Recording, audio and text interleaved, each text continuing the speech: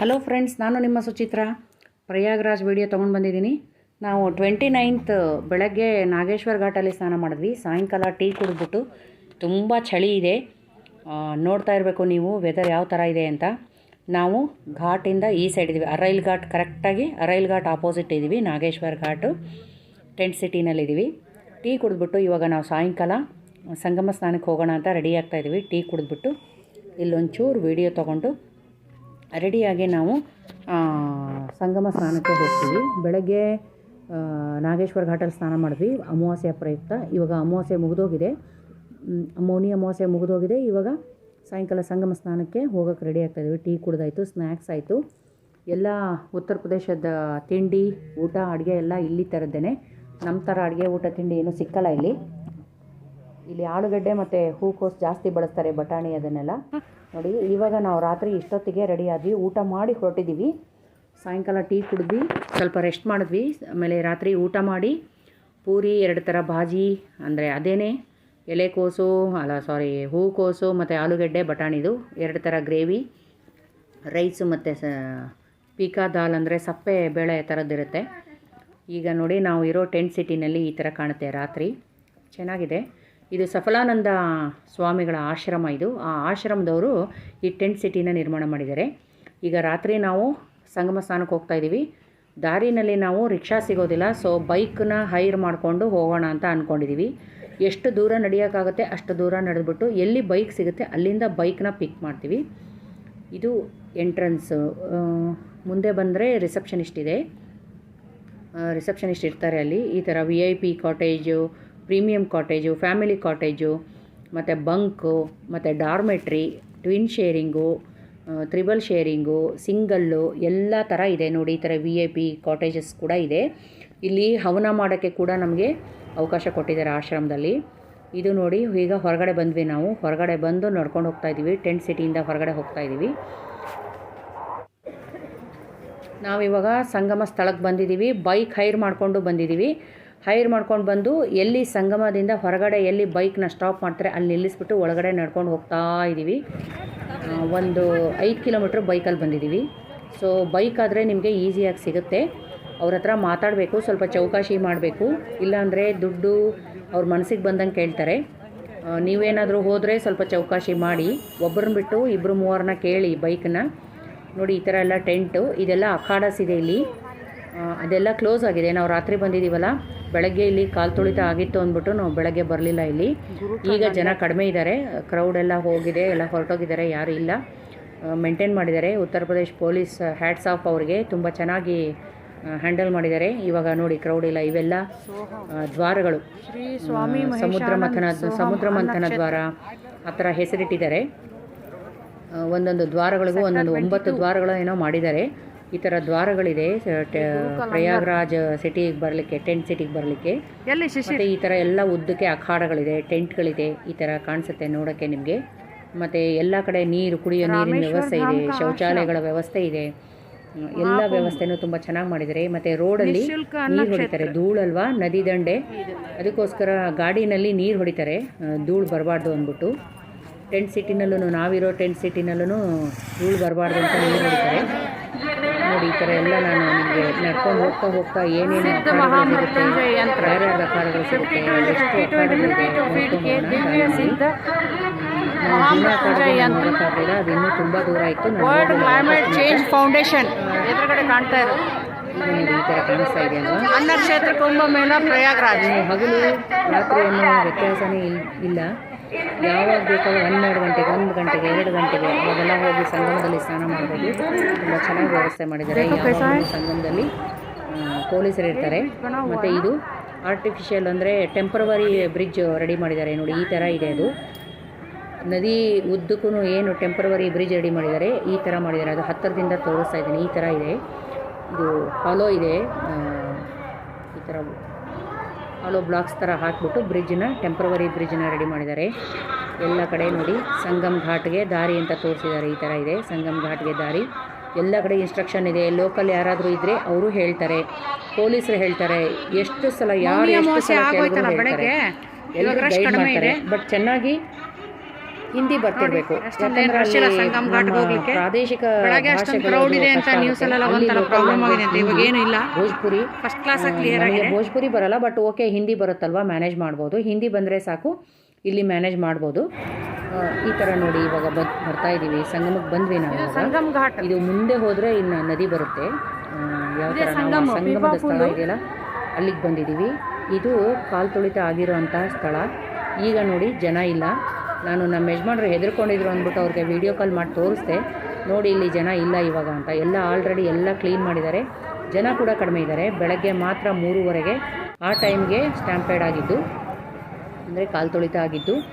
ಈಗ ನೋಡಿ ಜನ ಈಗಲೂ ಕೂಡ ಸ್ನಾನಕ್ಕೆ ಬರ್ತಾ ಇದ್ದಾರೆ, ಸ್ನಾನ ಮಾಡಿ ಹೋಗ್ತಾ ಇದ್ದಾರೆ. ಸಂಗಮ್ ಘಾಟ್ ಇದು ನಾವು ಯಾವಾಗಲೂ ಆನ್ಲೈನ್ ಬುಕ್ಕಿಂಗ್ ಮಾಡಿಕೊಂಡು ಬಂದರೆ ಒಳ್ಳೆಯದು. ಹೆವಿ ಕ್ರೌಡ್ ಇತ್ತು, ಆನ್ಲೈನ್ ಬುಕ್ಕಿಂಗ್ ಟೆಂಟ್ ಆಗಲಿ 80% ಜನ ಖಾಲಿಯಾಗಿದ್ದಾರೆ ಅಂತ ಹೇಳ್ತಿದ್ದಾರೆ ಪೊಲೀಸರು. ಮಾಡ್ಕೊಂಡು ಬರೋದೇ ಒಳ್ಳೆಯದು. ಇಲ್ಲಿ ಬಂದು ಟೆಂಟ್ ಹುಡ್ಕಕ್ಕೆ ಹೋದರೆ ಸಿಕ್ಕೋದಿಲ್ಲ. ಅದಕ್ಕೋಸ್ಕರ ನಾನು ನಿಮಗೆ ಇನ್ಸ್ಟ್ರಕ್ಷನ್ ಹೇಳ್ತಾ ಇದ್ದೀನಿ. ಇವಾಗ ನೋಡಿ ಈಗ ಸ್ನಾನಕ್ಕೆ ಹೋಗ್ತಾ ಇದ್ದಾರೆ, ಜನ ಹೋಗ್ತಾ ಇದ್ದಾರೆ. ಇಲ್ಲಿ ನೋಡಿ ಎಷ್ಟು ಬೆಳಗ್ಗೆ ಆಗಿರುವಂಥದ್ದು. ಇಲ್ಲಿ ಇನ್ನೂ ದಂಡೇಲಿ ಇನ್ನೂ ಕ್ಲೀನ್ ಮಾಡಿಲ್ಲ, ಜನ ಬಂದು ಮಾಡಿ ಹೋಗ್ತಾ ಇರ್ತಾರೆ. ಇವರು ಮುನ್ಸಿಪಾಲ್ಟಿಯವರು ಕ್ಲೀನ್ ಮಾಡ್ತಾನೆ ಇರ್ತಾರೆ, ಆದ್ರೂ ಇಷ್ಟು ಕಸ ಬರ್ತಾನೆ ಇರುತ್ತೆ. ನಾನು ಸ್ನಾನ ಮಾಡುವಾಗ ವೀಡಿಯೋ ಮಾಡಿಲ್ಲ, ಅಂದರೆ ಸಂಗಮದಲ್ಲಿ ನಾವು ಮುಳುಗು ಹಾಕಿದಾಗ ವೀಡಿಯೋ ಮಾಡಿಲ್ಲ ನಾನು. ಈಗ ಇದು ಇಷ್ಟು ತೋರಿಸ್ತಾ ಇದ್ದೀನಿ. ಮತ್ತೆ ಸಂಗಮದಲ್ಲಿ ಸ್ನಾನ ಮಾಡಿ ಬಂದು ಮುಳುಗು ಹಾಕಿ ಮತ್ತೆ ನೋಡಿದಂತೆ ತೋರಿಸ್ತೀನಿ. ಈ ಥರ ಇದು ನದಿ ದಂಡೆ ನೋಡಿ, ಇಲ್ಲಿ ಇವಾಗ ಹತ್ತಿರದಲ್ಲೇ ಕಾಣಿಸುತ್ತೆ. ನಾನು ಅಲ್ಲಿ ಹತ್ತಿರ ಹೋಗೋಕೆ ಹೋಗಿಲ್ಲ, ನಾನು ಯಾವುದೇ ರಿಸ್ಕ್ ತೊಗೊಂಡಿಲ್ಲ. ಎಲ್ಲೂ ನಾನು ಕ್ರೌಡ್ ಇರೋ ಹತ್ರ ಹೋಗಿಲ್ಲ, ನದಿ ದಂಡೆಯಲ್ಲೂ ಕೂಡ ನಾನು ಹತ್ರಕ್ಕೆ ಹೋಗಿಲ್ಲ. ಹುಷಾರಾಗಿ ಸಂಗಮ ಸ್ನಾನ ಮಾಡಿಕೊಂಡು ಬಂದಿದ್ದೀನಿ. ಯಾವುದೇ ಹುಚ್ಚುತನಕ್ಕೆ ಹೋಗೋದು ಬೇಡ ಅಂತ ಹೇಳ್ತೀನಿ. ಯಾರಾದರೂ ಹೋಗೋರಿದ್ದರೆ ಏನು ನೋಡಿ, ಇವಾಗ ನನ್ನ ಸ್ನಾನ ಆಯಿತು. ಸ್ನಾನ ಮಾಡಿ ಬಂದು ಡ್ರೆಸ್ ಚೇಂಜ್ ಮಾಡಲಿಕ್ಕೆ ಅಲ್ಲಿ ಶೆಲ್ಟರ್ಗಳು ಮಾಡಿದ್ದಾರೆ, ಚಿಕ್ಕ ಚಿಕ್ಕ ಶೆಲ್ಟರ್ಗಳು ಮಾಡಿದ್ದಾರೆ. ನಾನಿವಾಗ ಮುಳುಗಾಕಿ ಬಂದು ಡ್ರೆಸ್ ಚೇಂಜ್ ಮಾಡಿ ಮತ್ತೆ ವೀಡಿಯೋ ಮಾಡ್ತಾಯಿದ್ದೀನಿ. ಆಗಲೇ ಮಾಡಿದ್ದು, ಇನ್ನೂ ಸ್ನಾನ ಆಗಿರಲಿಲ್ಲ. ಇವಾಗ ಸ್ನಾನ ಮಾಡಿ ಬಂದು ತೋರಿಸ್ತಾ ಇದ್ದೀನಿ ಯಾವ ಥರ ಇದೆ ಅಂತ. ಡ್ರೆಸ್ ಚೇಂಜ್ ಮಾಡಲಿಕ್ಕೆ ಕೂಡ ಅಲ್ಲಲ್ಲಿ ಶೆಲ್ಟರ್ಗಳಿದೆ ಲೇಡೀಸ್ಗೆ.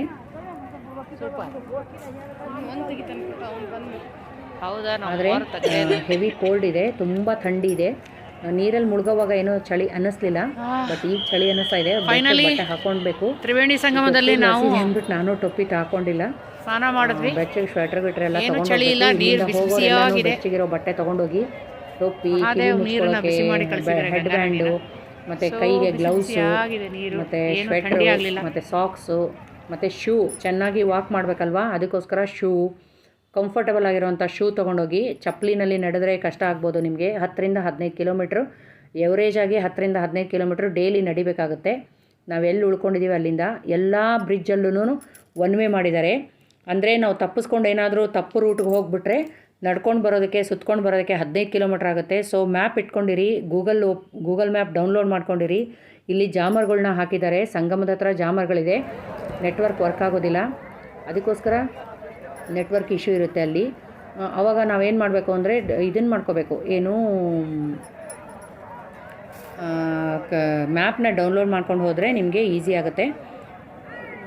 ಅದಕ್ಕೋಸ್ಕರ ಹೇಳ್ತಾ ಇದ್ದೀನಿ. ಎಲ್ಲ ಇನ್ಸ್ಟ್ರಕ್ಷನ್ ಆದಷ್ಟು ನಂಗೆ ನೆನಪಿಗೆ ಬಂದಷ್ಟು ಹೇಳ್ತಾ ಇದ್ದೀನಿ ನಿಮಗೆ.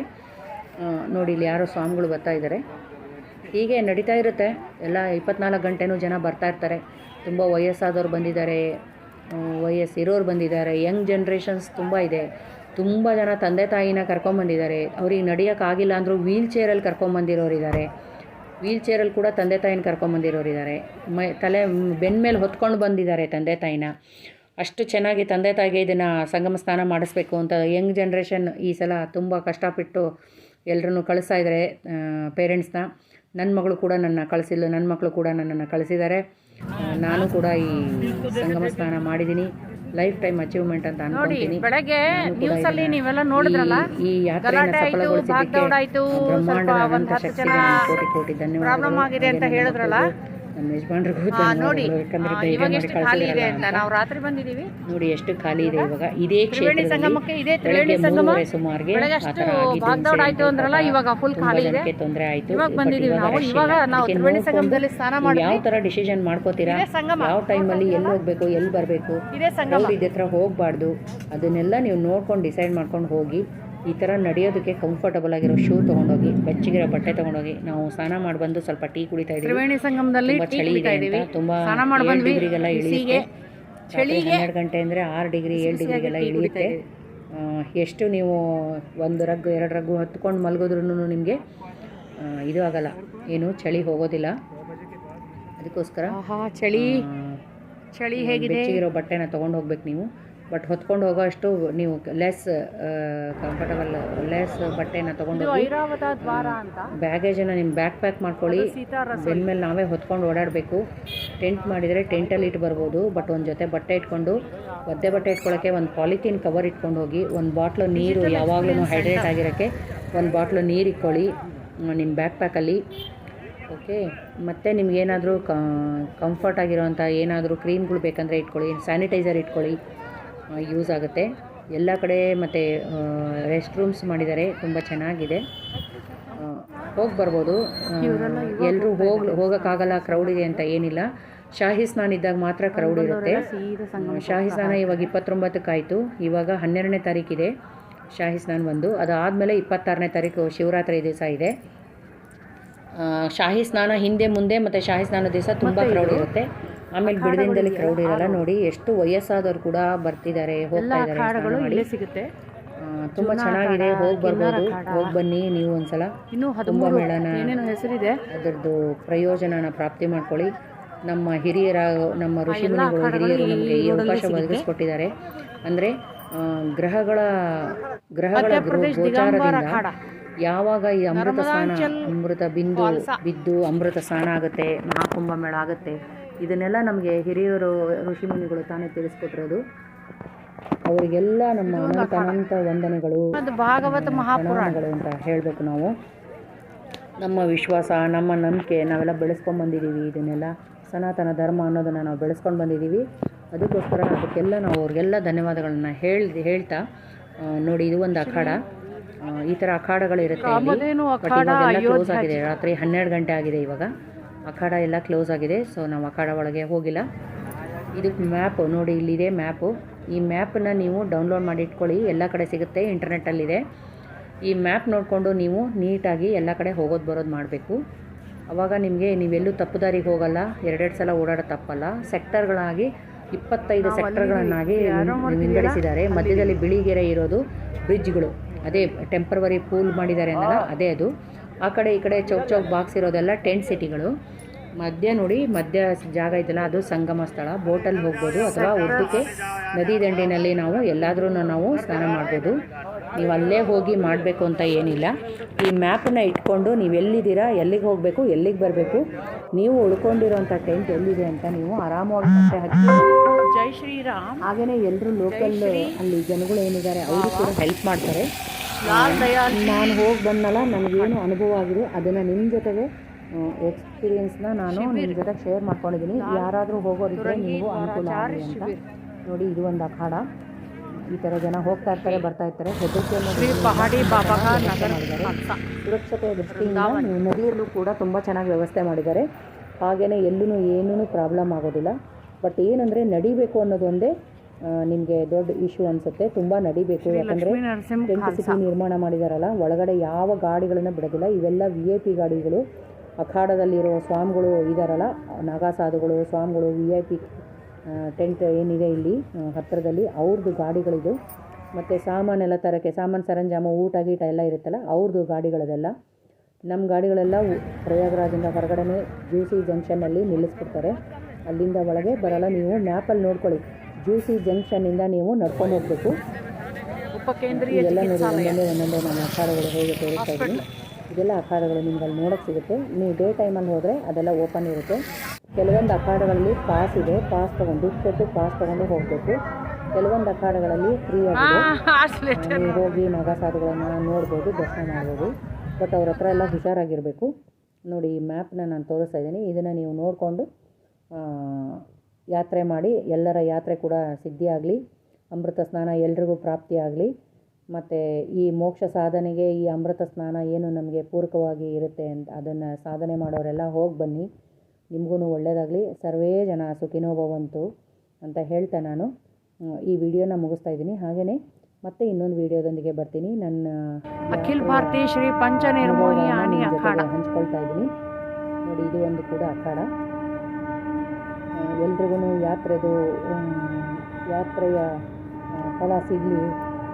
ನೀವು ಕುಂಭಮೇಳದ ಯಾತ್ರೆ ಮಾಡ್ಕೊಂಡು ಬನ್ನಿ. ಮಹಾಕುಂಭದ ಯಾತ್ರೆ ಒಂದು ಸಲ ಸಿಗೋದು, ಇದು ನನ್ನ ಜನ್ಮದಲ್ಲಿ ಒಂದು ಸಲ ಸಿಗೋದು ಅಂತ ಹೇಳ್ತಾ, ಮತ್ತು ನಿಮಗೆ ಹೀಗೆ ಇನ್ನೂ ತುಂಬ ವೀಡಿಯೋಸ್ ಇದೆ, ಅದನ್ನೆಲ್ಲ ತೋರಿಸ್ತೀನಿ. ಇವಾಗ ಚಳಿ ಜಾಸ್ತಿ ಇದೆ, ಟೊಪ್ಪಿ ಹಾಕ್ಕೊಂಡಿದ್ದೀನಿ, ತಲೆ ಒದ್ದೆ ಇದ್ದರೂ ಕೂಡ ತುಂಬ ಚಳಿ ಇದೆ, ಹೆವಿ ಕೋಲ್ಡು. ಇವಾಗ ನಾವು ವಾಪಸ್ ಬಂದ್ವಿ. ಇವಾಗ ಫುಲ್ಲು ಇಬ್ಬನಿ ನೋಡಿ. ನಾನು ನಿಮ್ಗೆ ಯಾಕೆ ಇದನ್ನು ತೋರಿಸ್ತಾ ಇದ್ದೀನಿ ಅಂದರೆ, ಎಷ್ಟು ಕೋಲ್ಡ್ ಇದೆ ಅಂದರೆ ಇವಾಗ 6 ಡಿಗ್ರಿಗೆ ಇಳಿದಿದೆ. ನಾವು ಇಲ್ಲಿ ಬಂದಾಗ 2:30 ಆಗಿತ್ತು.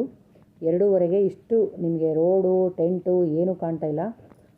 ಆ ಥರ ಇಬ್ಬನಿ ಬಿದ್ದಿದೆ. ನನ್ನ ಟೆಂಟ್ ನನಗೆ ಸಿಗಲಿಲ್ಲ. ನಾನು ಹುಡುಕಿ ಒಂದು ರೌಂಡ್ ಹೊಡೆದು ನೋಡಿ, ಈ ಥರ ಇದೆ. ಮೇಲೆ ಹೋಗಿ ಹುಡುಕಿದೆ, ನಾನು ಉಳ್ಕೊಂಡಿರೋ ಟೆಂಟ್ ಸಿಗಲಿಲ್ಲ. ಕೊನೆಗೆ ಅಲ್ಲಿ ಹುಡುಗರು ಇರ್ತಾರೆ ಆಶ್ರಮದವರು, ಬಾಯಿ ನನ್ನ ಟೆಂಟ್ ಸಿಗ್ತಾ ಇಲ್ಲ, ಕ್ಯಾಂಟೀನ್ ಹತ್ರ ಇದೆ, ನಂಗೆ ಕ್ಯಾಂಟೀನ್ ತೋರಿಸಿ, ನಾನು ಅಲ್ಲಿ ಹೋಗ್ತೀನಿ ಅಂತ ಹೇಳಿದೆ. ಅವ್ರು ಕ್ಯಾಂಟೀನ್ ತೋರಿಸಿದ್ರು. ಕ್ಯಾಂಟೀನಿಂದ ನನ್ನ ರೂಮ್ ಪಕ್ಕ ಇತ್ತು. ಸೊ ನನ್ನ ಟೆಂಟು ಅಲ್ಲಿಗೆ ಹೋದೆ ನಾನು. ನೋಡಿ ಈ ಥರ ಏನೂ ಕಾಣಿಸಲ್ಲ, ಹತ್ತಿರ ಹೋದ್ರೂ ಎಲ್ಲಿದ್ದೀವಿ ಅಂತಲೇ ಗೊತ್ತಾಗಲ್ಲ. ಕೊನೆಗೆ ಅವ್ರು ಕ್ಯಾಂಟೀನ್ ತೋರಿಸಿದ ಮೇಲೆ ನಾನು ಉಳ್ಕೊಂಡಿರೋ ಟೆಂಟ್ ಸಿಕ್ತು. ಹೇಗಿದೆ ನೋಡಿ, ಇದು ರಾತ್ರಿ 2:30 ಆಗಿದೆ ಈಗ ಟೈಮು. 2:30ಗೆ ಈ ಥರ ಇದೆ ನೋಡಿ. ಇದು ಕ್ಯಾಂಟೀನು. ಇಲ್ಲಿ ಈ ಕ್ಯಾಂಟೀನ್ ಪಕ್ಕ ನಂದು ರೂಮ್ ಇದ್ದಿದ್ದು. ಹಾಯ್ ಸ್ನೇಹಿತರೆ, ಮುಂದಿನ ವೀಡಿಯೋದೊಂದಿಗೆ ಸಿಗ್ತೀನಿ.